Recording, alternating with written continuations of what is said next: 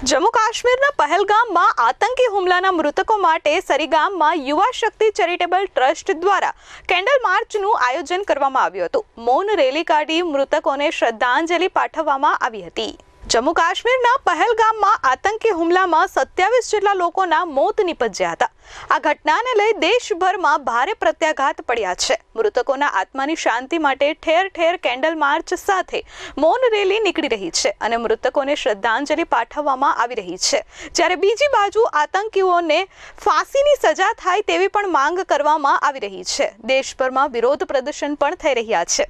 ત્યારે સરીગામમાં યુવા શક્તિ charitable trust સરીગામના chairman Rakesh રાય અને ગામના જાગૃત નાગરિકો દ્વારા ગુરુવારના રોજ સરીગામ બજારથી સરીગામ 3 રસ્તા સુધી મૌન રેલી અને કેન્ડલ માર્ચનું આયોજન કરવામાં આવ્યું હતું।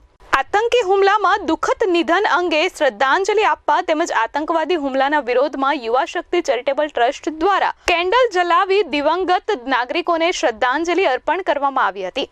આ કેન્ડલ માર્ચમાં યુવા શક્તિ ચેરિટેબલ ટ્રસ્ટના રાકેશ રાય, ભાજપ સંગઠન પ્રમુખ doctor Nirav Shah, Bhilad PSI RP Dodiya સહિત મોટી સંખ્યામાં ગ્રામજનો ઉપસ્થિત રહ્યા હતા અને હુમલામાં શહીદ થયેલા દિવંગત નાગરિકોને શ્રદ્ધાંજલિ આપી હતી।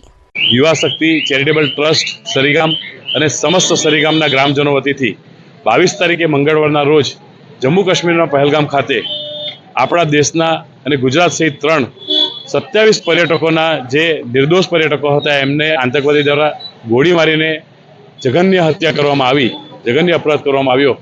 એના વિરુદ્ધમાં અને મૃતક આત્માઓને શાંતિ મળે શ્રદ્ધાંજલિ આપવાના ભાવાર્થે આજ રોજ એક મૌન કેન્ડલ માર્ચનું આયોજન કરવામાં આવ્યું હતું, જેમાં હજારોની સંખ્યામાં લોકો જોડાયા હતા અને આ મૌન કેન્ડલ માર્ચની અંદર વિરાડ પોલીસના પોલીસ સબ ઇન્સ્પેક્ટર શ્રી દોડિયા સાહેબ અને તમામ આગેવાનો ઉપસ્થિત રહ્યા હતા અને બધાએ મૃતક આત્માઓને શ્રદ્ધાંજલિ આપી હતી અને આતંકવાદી વિરુદ્ધ આક્રોશ ઠાલવીને એમને જવાબ આપવા અને પાકિસ્તાન જે આ આતંકવાદી પ્રવૃત્તિને પ્રોત્સાહન આપી રહેલ છે એને પાઠ ભણાવવા માટે સમગ્ર દેશ આ દેશના વડાપ્રધાન નરેન્દ્રભાઈ મોદી સાથે પડખે ઊભો છે।